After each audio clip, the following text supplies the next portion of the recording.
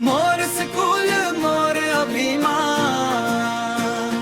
ज्ञान के हाँ खुल थे दुआर।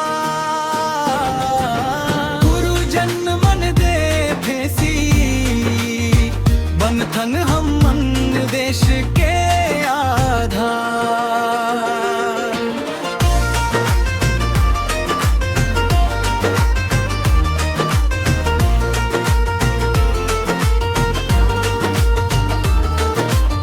सुबह सुबह जब घंटी बाजे, खुशी खुशी हम स्कूल जाबो। पढ़ लिख के आगे बढ़बो, सपना अपना सच कर जाबो।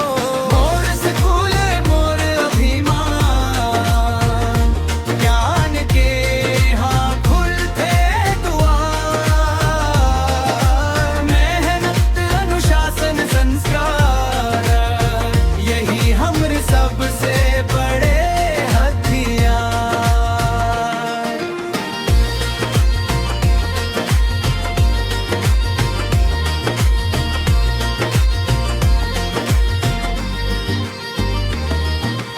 खेल कूद पढ़ी संग, मिलजुल के सब काम करन।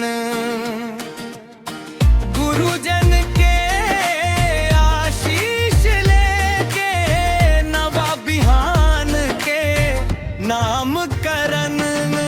हरियर बगिया सुंदर आंगन, लागे जैसे स्वर्ग समान। मोर स्कूल के महिमा गावत, बढ़ते हमर मान सम्मान।